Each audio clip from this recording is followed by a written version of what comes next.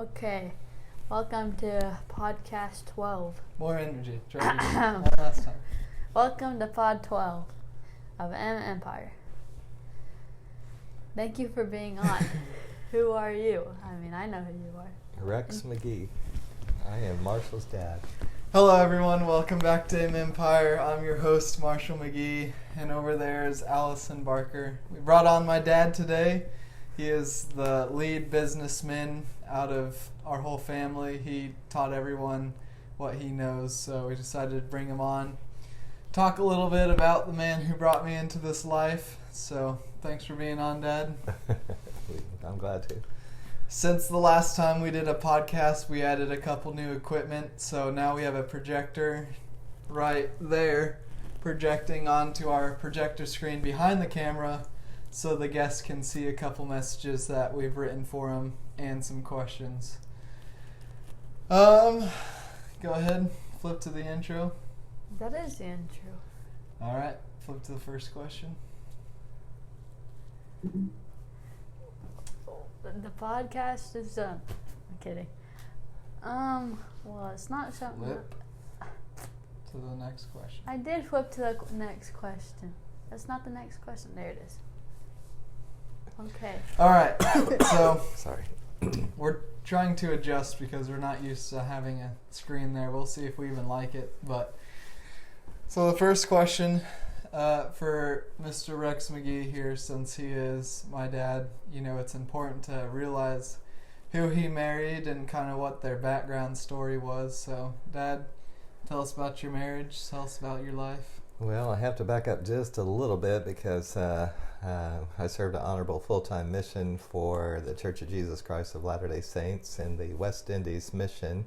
I actually served in Barbados, St. Vincent, and Jamaica, not necessarily in that order, but St. Vincent was actually one of the islands where they filmed the first Pirates of the Caribbean, which is a cool fact.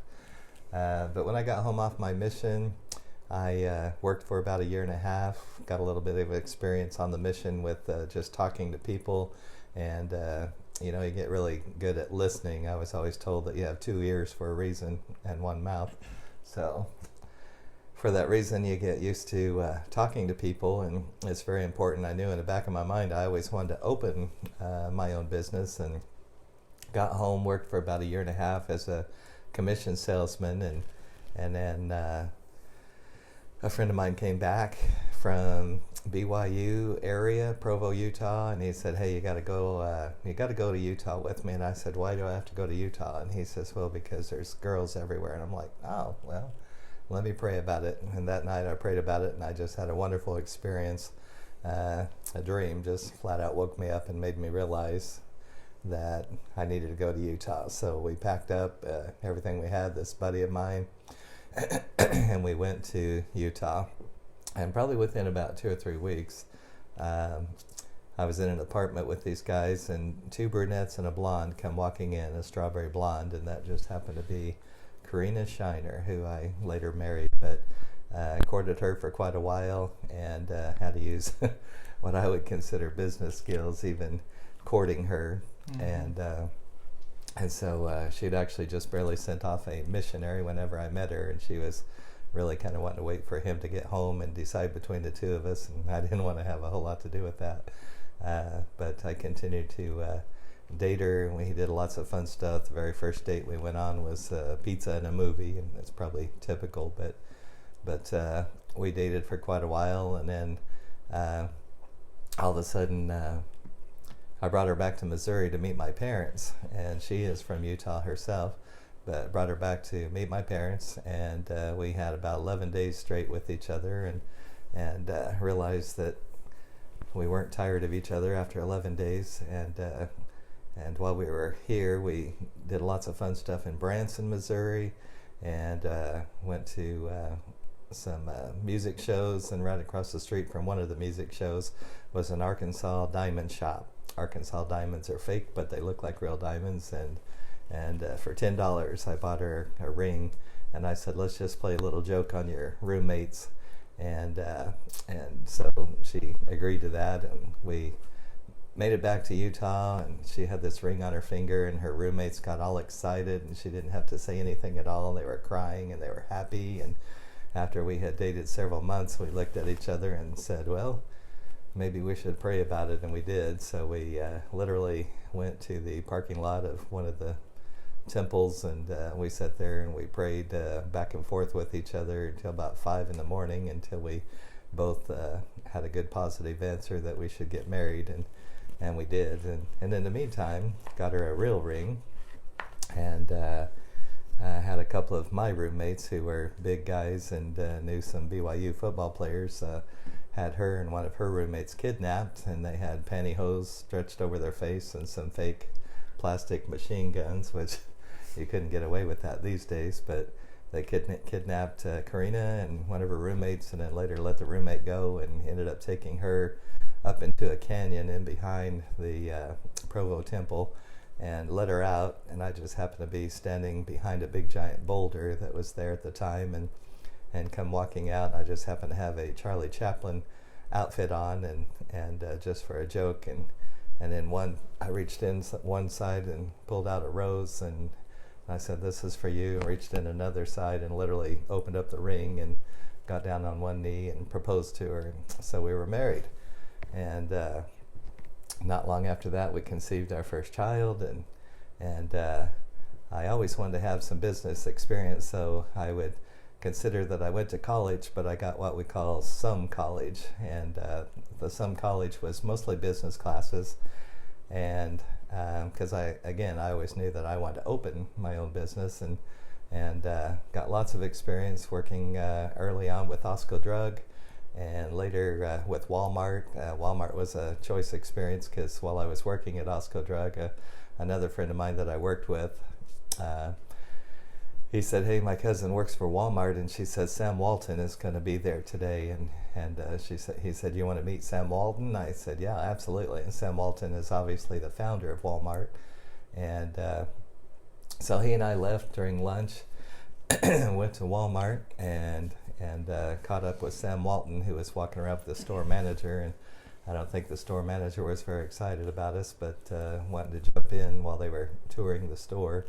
But needless to say, I shook hands with Sam Walton, and my buddy and I both said, "Hey, we're interested in switching." And he said, "Where do you work?" And we told him, and he whipped out this little microphone recorder and said, "I so-and-so, I have these two guys here," and made us give us the names, and both of us ended up working for Walmart. And I worked for Walmart for a little while, and then wanted to get back to Missouri, because Walmart was kind of moving us all around out west, and we lived in several different states as Walmart was opening up locations all over the West at the time. This was around 1987, 88, and needless to say, I wanted to get back to Missouri, so I dropped down from a upper management position with Walmart to an hourly employee manager, and worked at the Branson Walmart at the time.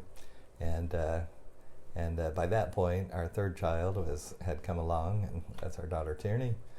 And after a while, I just happened to be, how it really all started, how I got in the business was somebody had asked me to teach a class at church, gospel doctrine class, and I've always thought about that, because if I would have said no, I wouldn't have had the opportunity, but I said yes.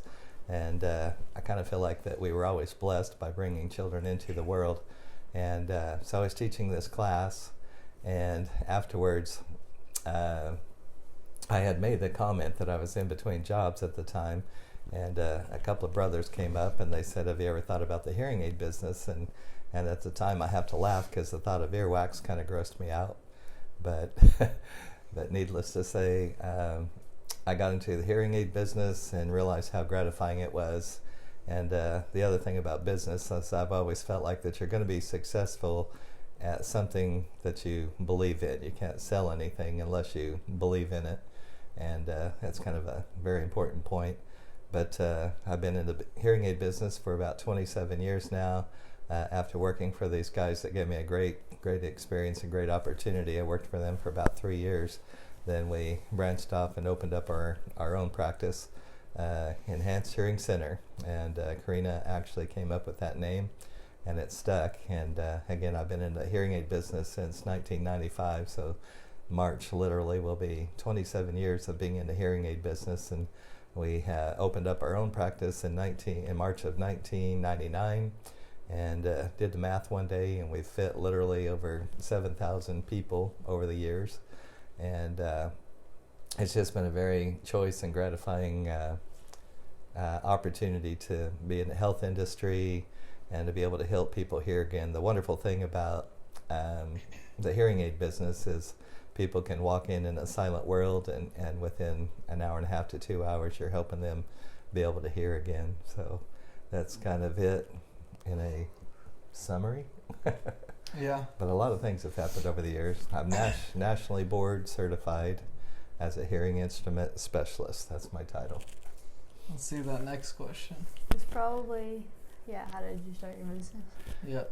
Well, we literally, again, after working with those guys for about 3 years, I kind of felt ended up being in between jobs again. They kind of wanted me to sign a non-compete, and I just didn't want to do it. By that point, we literally had 4, maybe 5 kids, and Maverick, who you've interviewed recently. Mm-hmm. So Maverick was a baby, but I interviewed with Beltone, Miracle Ear, the hospitals here in Springfield, both Mercy and Cox, and I just didn't want to do it that way. They were charging a horrible amount of money compared to what I was used to charging people, and we managed to, for over the years, be able to keep our prices low and sell more. That's always kind of been a personal philosophy. But I told Karina I was very frustrated because I've interviewed with a lot of people, and some of them wanted me to join them, but this was probably December, around December 12th is when I parted ways with these guys, and I love them to death to this day. They've given me a great, it's been a blessing to be in the hearing aid business, and they gave me a great start. But after about 3 months, then Karina looked at me and she said, "You've always wanted to do it, let's open up our own business." And we had a house, and we literally used the equity in our house to start the business. And we started off with equity. I think we had an equity loan of, going off of memory here, but probably about $25,000, and we ended up only using about $12,000 of that $25,000 to get started. And the business took off, needless to say. And again, just simply taking care of people is the main part about it. But we after about 8 months, we literally had that $12,000 paid back and was starting to kind of show a profit. The interesting thing is early on, I literally built hearing aids on site, and probably a long, boring process, but you'd make impressions of people's ears and take the impression out and put it in a little paper cup, and then put casting material around it, and it would harden up, and you take the impression out and pitch it, then all of a sudden you've got somebody's ear. And so I literally would use that then to make a shell. We built custom hearing aids back then in about 2003. Then the new open fit technology came out. That's a receiver in the ear, they call it. They separated the microphone from the receiver, and that has just helped us over the years just to be able to stay on top of the latest technology, and once again to try to always keep our prices low, which we've always done. So we opened up the business in March of 1999, and been going strong ever since. And like I said, it's March is going to be 27 years that I've been in the hearing aid business, and it's been extremely gratifying to be able to help people and fit them with hearing aid technology. I can tell you a little bit too that early on, we, by way of advertising has always been extremely expensive, but early on we used Valpak, and this is where people would get letters in the mail that would have all kinds of gift certificates in it and such. So we used Valpak, and then shortly after that we had a business card size ad in the local newspaper, and then slowly moved to being on television. And the funny thing was in the very beginning I really didn't want to promote myself necessarily, but then all these advertisers felt like that it was very important to be able to have your picture in the advertising so people would know exactly who they're going to be working with, and they're exactly right. So but in any business, especially getting started, you have to advertise in one form or another. But with social media these days, where we kind of made a switch slowly but surely, we're still doing a little bit of television advertising and doing some social media as well, and still getting, after all these years, still getting lots of people in the door. Yeah. So. And through his knowledge of business, we've all learned a lot, all of the siblings, and almost every single brother in the McGee family is running a business besides Jasper. So Austin's got photography, and he does a lot of real estate stuff, which we're hoping to get him on next week, which is my birthday. So we'll have him on a birthday podcast, and hopefully he can explain some in and outs of real estate. March 1st, Marshall's birthday. Yep, March 1st. 17. Yep, 17 years of age. I feel like I'm 20, but I still got to be a teenager a little bit longer. And basically through him being a businessman, Mr. Rex McGee, we've all kind of taken traits off of that, and we're not scared to, do just a typical 9-to-5 job through school. There's quite a bit of us went to schooling, like Austin went to school, Britley went to school, and maybe more, I don't know, but a lot of us have ventured out. Well, I guess me too, but I can add to that real quick. I don't mean to cut you off, but I could almost add to that a little bit, and that's one of my philosophies early on is when it comes to business, you can kind of look at it like this. If you don't risk anything, you have a tendency to risk everything. And that's a personal philosophy, but you have to kind of take a risk. You have to venture out and see if something's going to work. The scary thing is most small businesses fail within the first 2 years, but I've often wondered if maybe their failure comes from really not taking the time to work it, or maybe they don't love it, or maybe they're not advertising, maybe they're not getting the word out one way or another. But if you don't risk anything, you risk everything. Mm-hmm. Yep. Life is very risky. Life is so risky that no one's getting out alive. So you might as well enjoy the job you do as well as make good money from it. So either you got your smarts and you go to college for education and you build your education and you work for someone, like any lawyer, any doctor, like all of those people society have looked up to for years and years. And we still do. They're literally the most important jobs out there.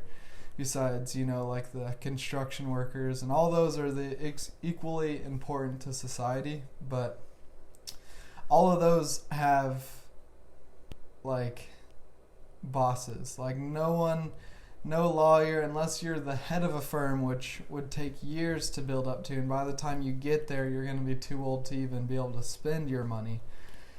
You got a boss ahead of you. So even lawyers, doctors, construction workers, they could be the top guys, but if they get a phone call, they got to go run to daddy, and they got to go fight for their position in their job, which with business, you're always working, but the harder you work, the more money you make. So you kind of enjoy it. You kind of give yourself raises by working harder and earning more money. So that's why we've always chose the business route, and it's definitely a lot more stressful and risky than just getting a normal, typical job. So high risk, high reward, and it counts to listen to good podcasts, whether it's this one or the Grant Cardone podcast, Ben Shapiro. Ben Shapiro is more politics, but you get the right gist. And the more you learn about business, the more it makes sense and the easier it gets. And then it's a lot more fun because you're your own boss. Like a lot of doctors, they'll be on call 24/7 for a couple weeks and they'll be off call. So they could be in the middle of the night just trying to relax with all their doctor money, and everyone praises them because, and we all do. Like I said, I love doctors, but saying for my personal experience, if they're just sitting there 3 a.m, just trying to sleep, if they get a call, they got to go run to work. they don't have the full control over their life that someone that owns their business would. But like I said, those type of people are really important. We still all look up to them. So you either get education or you learn skills.